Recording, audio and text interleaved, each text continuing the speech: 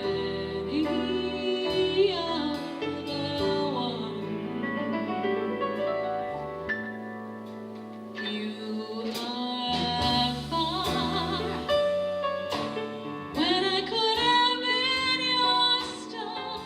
You listened to people who scared you to death, and from my heart, strange that I was wrong enough to think you loved me too.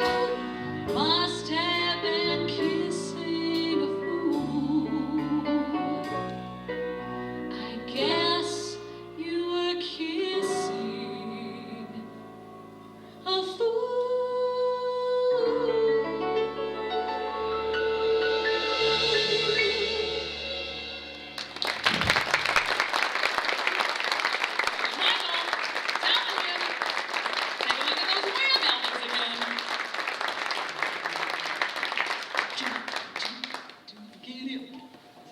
Next time, Dave. Accent whole wham set. Awesome. That makes you Andrew Ridgely over there, Prettyman. I love it. Choose life shirts first. Oh, who's ready for a mini musical? Okay, good. Those guys will take a break. No? Yes? I guess I'm clapping for... And hey, let's hear it for the people in the cheap seats. Whose seats were no cheaper. Sorry. Can you see me from way back there? Yeah. Trust me, yeah, one clap, one person can see me. The rest of you, it's like moonlighting in the Sybil Shepherd era. Like, trust me, you would rather be back there. The people up here get some scary realness. They're like, wow, she is as old as I thought. Woo! Yikes. So yeah, it's like Vaseline on the lens back there. It's good for you. So I get back there, but it's pretty crowded. So just know, I love the people in the back as well. Yeah, see, they're not very... Fine, I'm paying attention about folks in the front. Okay, so this next mini musical was one of my favorites, if not my favorite as a child. We had the cast album, and I listened to it until the groove in it was even, deeper than it was before. And of course, it stars none other than Dame Julie Andrews, who is, a goddess. And loved it, just loved that musical. Can you guess? It's Mary Poppins. Mary Poppins was a wonderful actor. Yeah, with Duke Van Dyke, so I knew every song and, blah, blah, blah. And it wasn't until much later when I grew up and became a feminist and started teaching women's studies that I saw the film again and I went, that's just not a feminist text, is it? Let's review, shall we? Right. So what is the occasion for Mary Poppins having to come in and be a nanny for this poor, poor family? Do they not have a mother? They have a mother. But what's she busy doing? Women's votes. Votes for women! Ooh. So, being a feminist activist, ergo, bad mother, need an intervention. So Mary Poppins will sweep in, correct you about your activities outside the home, restore you to your proper domestic place, and then off she is again to go preach at some other lady who's not following gender rules. So part of me was like, dang it, Mary Poppins. And then part of me was like, but those songs are fabulous. So I still love me some Mary Poppins, but I still really affiliate myself with Mrs. Banks. Go suffragette ladies. So this is for Mrs. Banks and all those wonderful suffragists. Ready? Mary Poppins. And feel free to sing along at any point.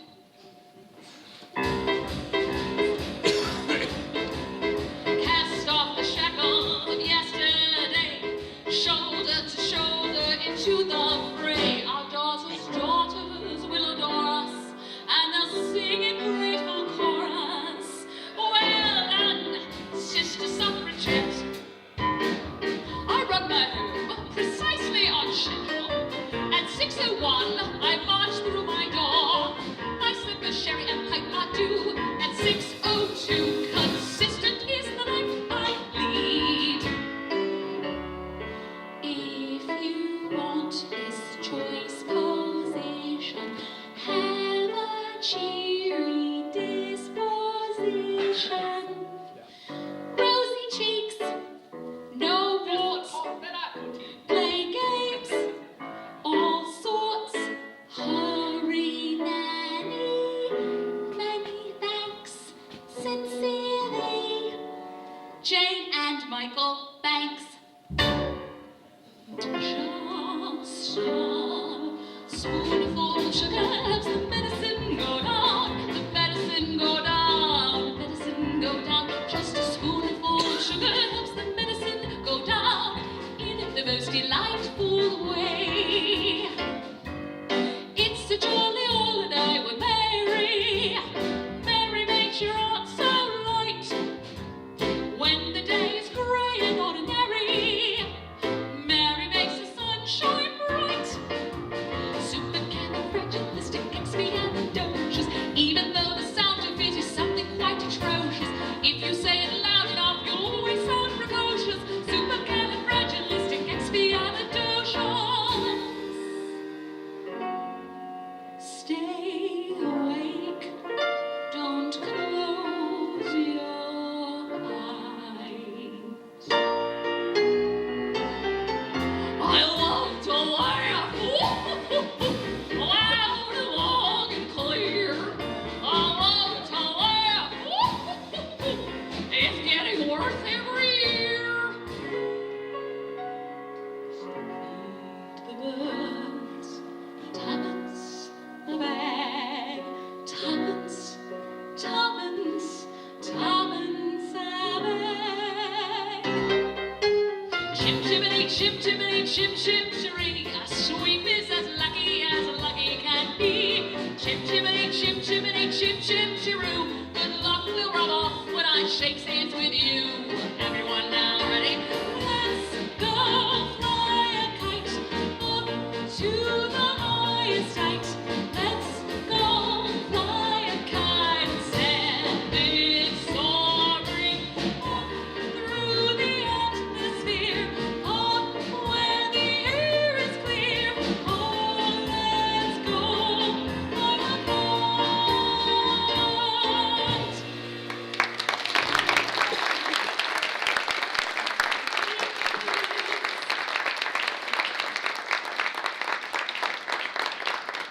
So some people only know me from Jeopardy, and that's still weird that there would be people who only know me from Jeopardy. But they wonder like, well, wait, so you do theater? Like, how did you start doing theater? And you can tell part of them is like, you shouldn't be that multi-talented. I'm suspicious. Describe. And I'm like, it's true. So I have to tell them the story. And if you read the preview articles for the show, you already know this story. So just feel free to drink and talk amongst yourselves. You've heard it before. So when I was in high school, I was always involved in music. I was always in choirs, and I did a lot of the sort of like show choirs and madrigals and all that fun stuff in high school. But I did not do musical theater, and it's because my best friend growing up, who I've known since like 2, right? I mean, since babies, was going to be an actress. Capital A-C-T-R-E-S-S. And she knew that because her father was the drama teacher at the local high school. And he was excellent, right? I mean, really good. So she was not only going to be an actress, she was going to be the lead actress in all the parts ever at our high school. And you may have noticed something about my competitiveness from being on Jeopardy. I don't like to play games I can't win. Just won't play them. Just won't even play. Even if it's with a child. Size up my eyes and go, yeah, no, we're going to play a different game. One that I will crush you in. So I just sort of read that situation and said, no, I'm not gonna win that one, so I'm not even gonna compete. So I just didn't do theater. She had clearly staked out that terrain, and I think some of it might have been that we were the right age. Like Annie came out when we were like 9. I have listened to that cast album more than anyone should ever have to. I've heard her sing Tomorrow more than anyone should ever have to. And so part of me was like, who wants to be an actress? Like those shows are horrible. So I just didn't do it. And so we did musicals, of course, in our high school, and we had wonderful choirs. And the first one they did when I was a sophomore, Annie. Nope. So that was an easy one to pass on. But the second one they did when I was a senior was Oklahoma. I mean, a classic of the stage, right? Arguably the musical that changed the face of modern musicals, et cetera, Roger Herring, blah, blah, blah, right? I mean, a classic. And I said to myself, okay, so there's like 2 big parts for women, right? Laurie and Ado Annie. And I knew I wasn't gonna get either of those. And I'll be damned if I was gonna be Annie Laurie. Nope. No. And then the rest is chorus. And I also knew I am not chorus material. That's what I thought, right? Like, I'm too good for this. So I shall not try out. And they'll all know, won't they? Like, they will be missed, I will be missed. They'll all be like, what is this production missing? sing Stephanie. Yeah, of course it didn't shake out that way. But I'm gonna do other things. And of course my best friend did in fact get cast as Lori, of course, and the girl I thought was gonna be Ada Whaley was, of course, it all went down how I knew it would. And yet, I went to the show because my family and I are patrons of the arts, so it was important to go. And so the curtain rises, and oh, what a beautiful morning, right? I mean, the whole thing, and immediately I think, I've made a huge mistake, right? I made a huge mistake. And as the show progresses, and I see like all of my classmates, everyone in choir, all of my friends up there on stage having the time of their lives, and me thinking how stupid I was, that my pride got in the way of me having this wonderful experience, chorus or no, right? So by the end of the show, I'm crying. And my parents know better. I'm a 17-year-old girl. They don't ask.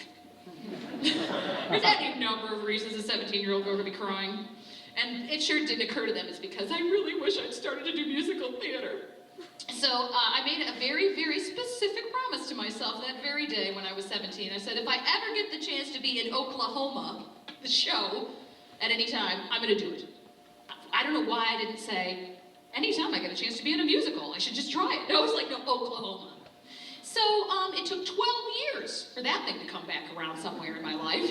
So if you're doing your math, yes, I was 30. And this was in Kalamazoo, and I was singing with the Kalamazoo Singers, a wonderful singing group, and the Kalamazoo Civic Theater was putting on Oklahoma, and I thought, well, finally, thanks God, took your time with that one. And I thought, well, should I try out? I'd never done any theater at all. And so I asked my choir director, I said, what do you think? What are the politics of this place? Like, would they cast someone who has zero theater experience? I mean, none. Because, I was not angling for the chorus. I was like, what I really want to know is, they're going to give me a lead role because that's what I want, and I'm not settling for Ann Eller. So he said, yeah, I know, I think they would. I think you're good enough, I think you should give it a try. I said, okay. So I went in there, and I was like fully prepared to be Ada Whaley, because if anybody of you know me in real life, I'm pretty much the girl who can't say no. So it seemed like a perfect fit. And I walk in, and there's like 6 21-year-old girls with red hair they've dyed just for auditions.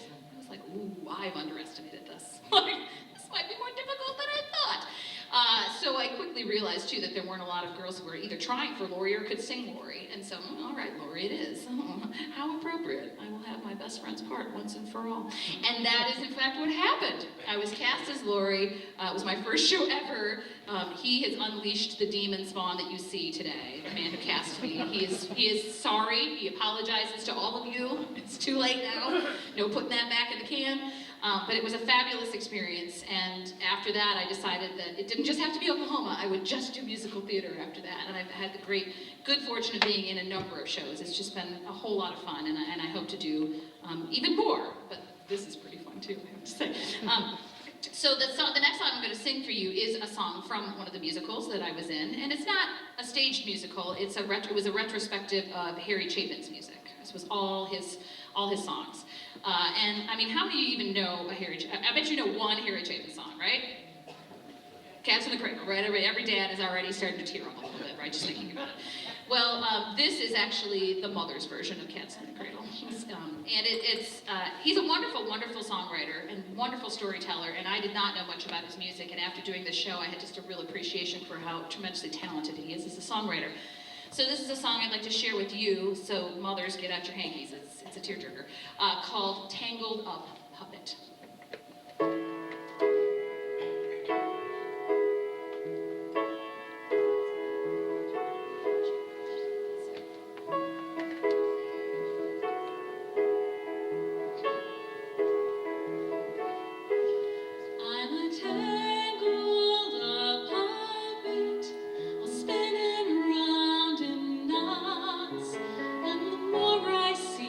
What used to be the less of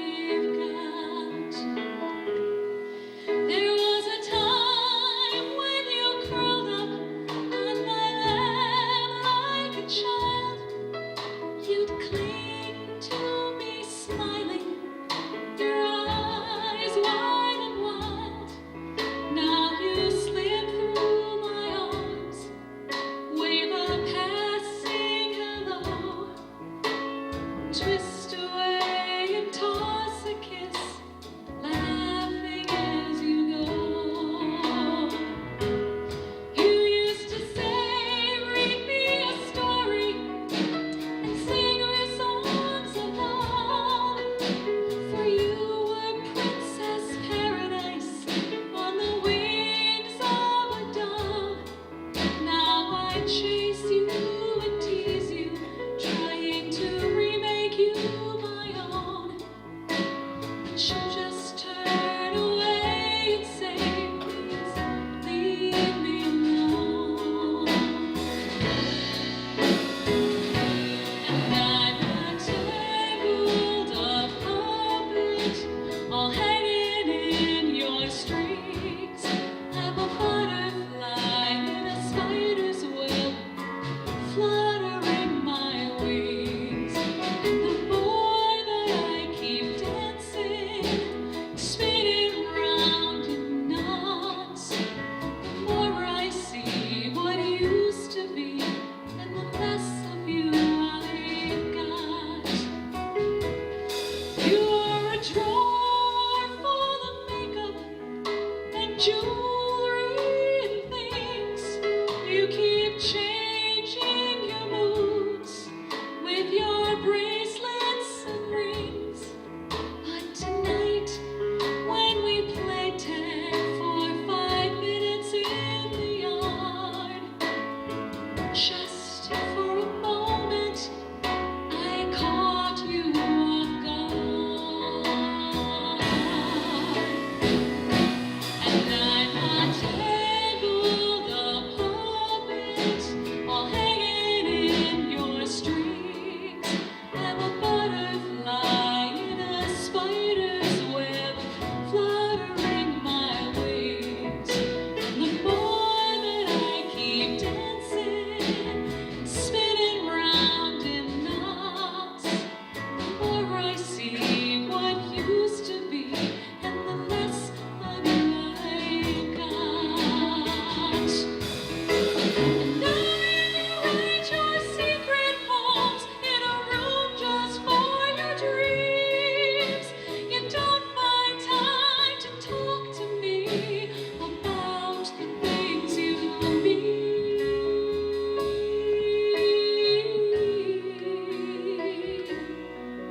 What I mean is, I have watched you take shape from a jumble of parts, find the grace and form of a fine work of art.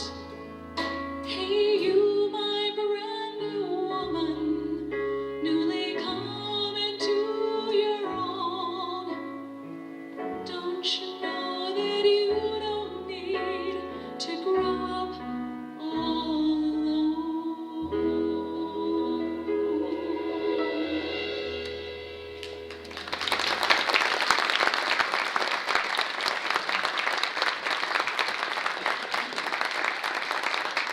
Yeah, the last song I'm going to sing before we take a break, much needed break, I'm sure, right? You're all like, she said stuff about that butt and that Les Mis thing, but is she really concerned about ours right now? Yes, I am. Yes, I am. This is a song, again, the song I did to open the show was taken from Wicked, right? And that was written by Stephen Schwartz, who's written a lot of other really fabulous musicals. Like, I bet Cindy can name 3 of them off the top of her head. No, I'm putting her on the spot. Yeah. Come on, Cindy. Godspell. Michael will know. Pippin. Children of Eden. Right? Wicked was the big one. And then there's this one. We did when I was at Kalamazoo and I was part of the singers, as I mentioned, we did this, a whole Stephen Schwartz concert. One of our members had gone to see Wicked when it was still, Kristen and, Adele Dazeem in the lead roles, and came back so excited about it. He was like, you guys, we have to sing stuff from this show. And it was so new that the music hadn't even been released by Stephen Schwartz in any form. So we wrote him and said, Mr. Schwartz, please, will you give us permission to sing your songs as a group and release to us some of the music? And he did. And not only did he gave us like photocopies of his original, like still with handwritten notes, like with lyrics crossed out, with like, Kristen, try this note. And we're like, what? Like if you're a theater geek, you're like, what? None of you are theater geeks, but Dave and I were like, what? And so needless to say, it's out of the bottom, like for concert use only, destroy after using. Yeah, I still have it, of course. I'm a historian. You have to archive that stuff. It's important. So it was a really, really exciting thing to be able to do. We were the first group in Michigan who sang any of those songs. So the whole second half of the concert was Wicked, and I got to sing the Alphabet songs. Yay! But the first half was all his greatest hits from all these other wonderful shows. And my friend Grace sang this particular song I'm about to sing, and it just blew me away. I just was knocked over. I said, what was that? It was so fabulous. And of course, it's from a show called The Baker's Wife that no one has ever heard of, because it's not a particularly good show. I've seen it. You've seen it? Would you agree, not one of his best? Michael's being very, the fact that he has not answered, very diplomatic, Michael. Just no comment. That's a no comment. It just isn't produced a lot for whatever reason. So this is. Football on stage. Wow. That was cool. Okay, so you're gonna know this. So you're gonna know if I mess it up. Please don't tell anyone. So this is a song called Meadowlark from The Baker's Wife, and I hope it knocks you over as well in a good way. And when I was practicing this, and I was telling my husband, he said, "What's this show from?" And I said, "It's The Baker's Wife," and my husband's last name is Baker. And my youngest stepson said, "Hey, you're a baker's wife." So fitting, perhaps, that I should sing this song. Meadowlark.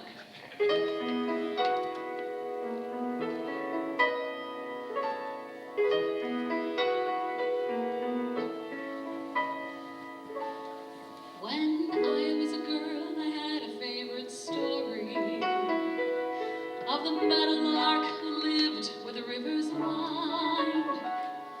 Her voice could match the angels in its glory, but she was blind. The lark was blind. An old king came and took her to his palace, where the walls were burnished bronze and golden braid, and he fed her fruit and nuts from an ivory chalice, and he prayed. Sing for me, my meadowlark, sing for me of the silver morning. Set me free, my meadowlark, and I'll buy you a priceless jewel, a cloth of brocade and crewel, and I'll love you for life if you will sing for me. And one day as the lark sang by the water, the god of the sun heard her in his flight. Her singing moved him so, he came and brought her the gift of sight. He gave her sight, and she opened her eyes to the shimmer and the splendor of this beautiful young god, so proud and strong. And he called to the bark with a voice both rough and tender, "Come along,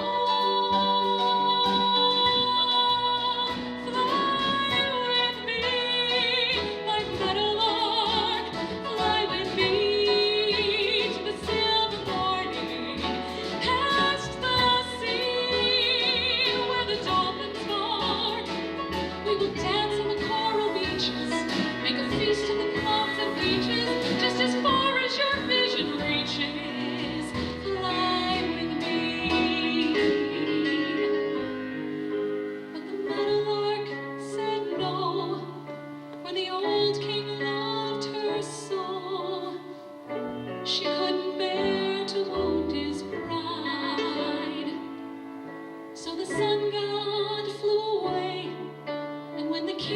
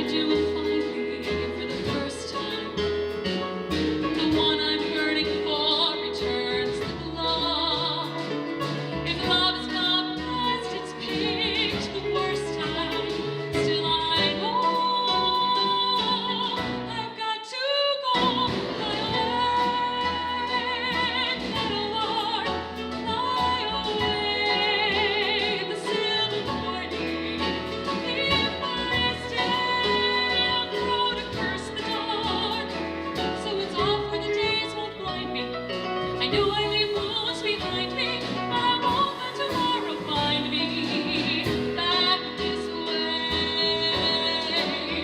Before my wrist will slip and blind me. Fly away.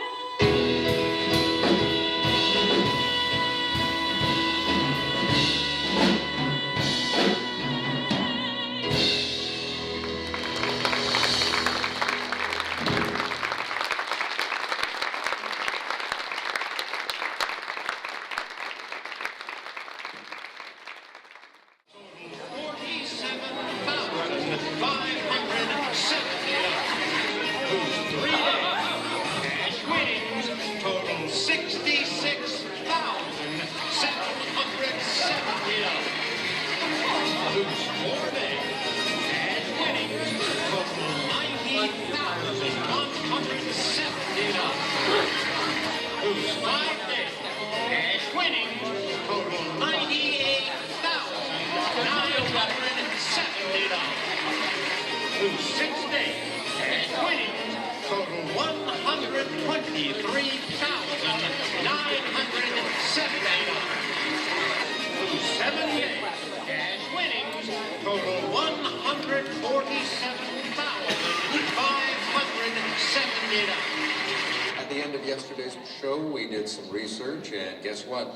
Stephanie has been very successful. She has now moved into the top 10 of Jeopardy contestants who have won 7 or more games.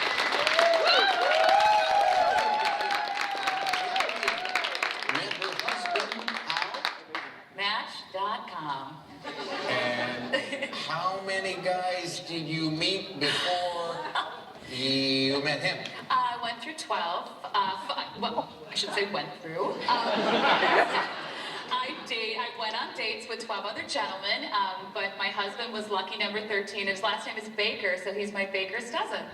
I like that. I know. I am getting emotional in here for 200. As the band Great White put it so eloquently, once bitten, twice this. Stephanie. What is shy? What is shy? What is shy?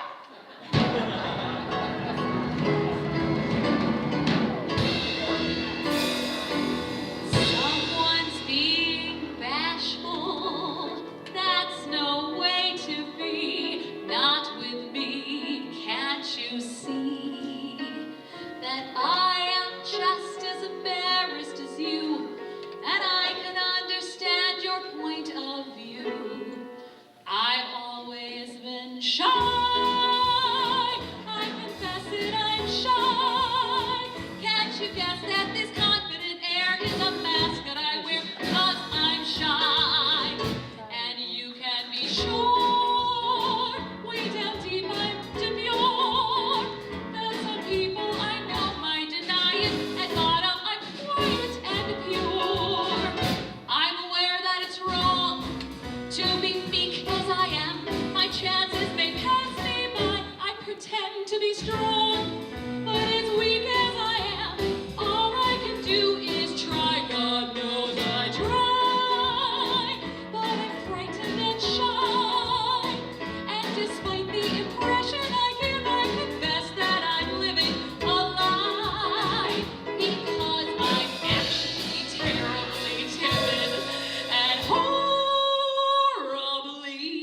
shy. Though a lady may be dripping with glamour, as often as not she'll stumble and stammer when suddenly confronted with romance. And she's likely to fall on her face when she's finally face to face with a pair of pants. Quite often the lady's not as hard to please as she seems. Quite often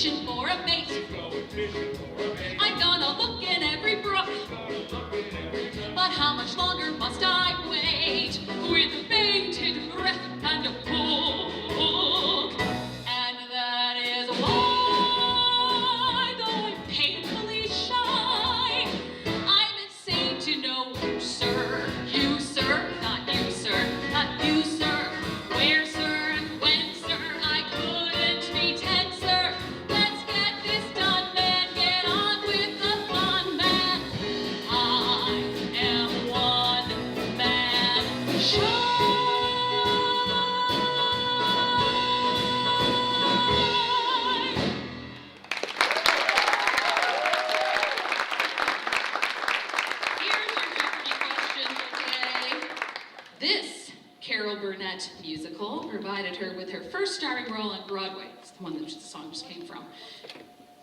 You need to phrase that in form of a question, please.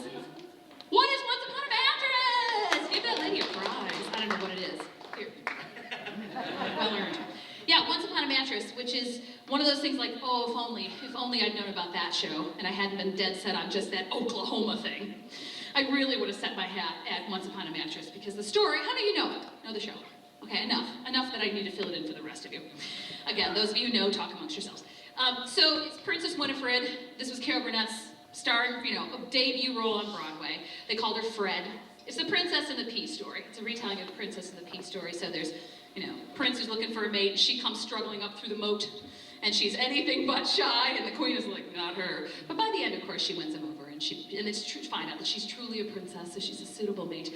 So I would have loved to play that role. Sometimes people who are either have very poor eyesight or extremely drunk tell me that I remind them of Carol Burnett. It's mostly because I'm just furiously tugging at my ear for anyone who will look until they say, hey, you remind me of Carol Burnett. And my job is done. So I absolutely really love her, and I love that musical. And I mean, as you can see you saw from my story, like I can relate to the woman who has to search for a mate, because I searched high and I searched low. And it wasn't until one of my really good friends found her husband online that my mother, the Lutheran Yenta, said, you could do that. And I didn't tell her at the time that I already had tried. Okay? When I was in Kalamazoo, I took the eHarmony test. If any of you have taken the test, you know it's a big test. And I like tests. I'm good at tests. I was determined to get an A on that test. Take them all, right, blah, blah, blah. And you may know, right, eHarmony is fairly conservative and fairly geared towards marriage, and, I'm okay with one of those things. So they have, you guess which one. They have, slider bars to indicate, your, sort of a continuum of if they ask you a question, put yourself. And I found myself always slide them to the left. Wait, let's hear you. This is where you just rack them up, in the pool halls. Just slide that bar over to the left. And I could tell eHarmony was, giving me more chances to re-answer the question. Let's phrase that in slightly a different way. I'd be like, nope, over to the left. So I already had sort of a bad feeling about halfway through the test, this isn't going to go so well. I'm not going to get an A on this test, am I? And so when you're done with the test, eHarmony's like, it will take us, because this is such an intricate psychological test, this will take us a couple of days to process, and let's face it, you're used to waiting. What's a few more days longer, sad sack, lonely person. So here you go, and I could just tell, there was going to be somebody at eHarmony Central who was like, whoa, what is this? And so the gears start to churn, and the smoke starts to come out of their machine, and they're like, uh-oh. And so I did hear back from them 2 days later, and I had set my parameters wide open in terms of, what I was looking for and where I would go. And the closest person, I got two responses out of all of America. 2. They get that's 2. And the closest one to me was in Milwaukee, Wisconsin, across the lake. Yeah, that's not an easy first date commute, right? Let's go on the Badger and meet in the middle. So, and then I looked and saw that his favorite book was Purpose-Driven Life, and I thought, not for me. I'm sure that's a lovely book for those of you who enjoy that kind of thing, but not for me. So I was like, nope, so I broke eHarmony for all intents and purposes, broke it. Failed the test, broke it. So I was not real keen on trying it again, because I thought, I did that, that's not gonna work. Plus, Match.com is not free, right? You have to pay for that lovely, humiliating service. And I was like, I don't know, it's like $50 a month. And my mom was like, well, I'll pay for it. Yep. So, there went that, and she said, yes, I will pay for it, but you have to go on dates. Oh, foiled again. So I said, all right, fine, okay, fine. So one of my good friends at Adrian College and I both were single and looking, and I'm looking, actively sorting through people and looking. So we're like, let's do this together. We'll both, maybe we'll find something, I don't know. So yeah, I went through, and my parameters were pretty straightforward. I was about 35, and I was looking for someone my age, right? So I'm searching for a 35-year-old man. Let me tell you, ladies and gentlemen, Cindy's like, I know what you're gonna say. 35-year-old men don't really want to date 35-year-old women. They're like, oh, I'm searching for 25 to 28 exclusively. Oh, are you? Really? Really? That's what you want? Okay, go for it. So it was really hard to even find 35-year-old guys. And I was looking, because I had never been married and didn't have children, so I was looking for 35-year-old guys who'd never been married.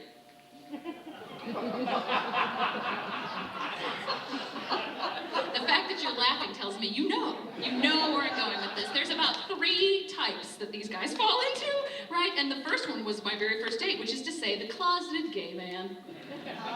And if at 35 you don't know, but everybody in the room knows, like they haven't even met you and they know, trust me, your mother knows. She's not surprised you're not married, right? And I was like, well, it's not really my job to tell you. On a first date, let's just shake hands and call it a night. So that's one. There's the closeted gay man. And then the second is just weirdos. There's just a lot of weirdos. I'll let you imagine in what way they're weird. You're not wrong. No matter what you're thinking, you're not wrong. And then the third are guys that say they want to get married, right? And they'll say that for like 3 or 4 or 5 dates, right? Oh, especially if they make it to date number 3. Wink.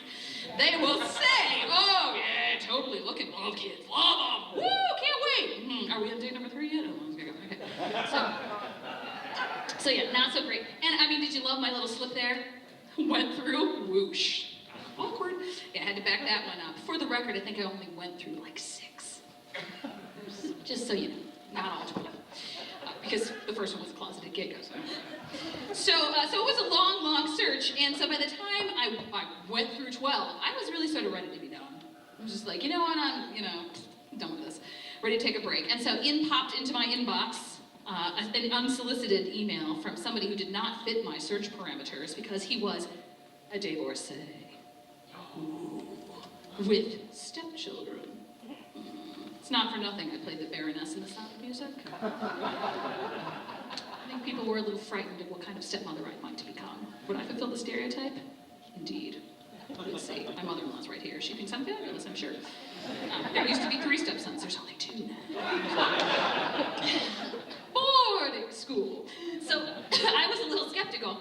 In fact, so skeptical that my reply email was brusque at best.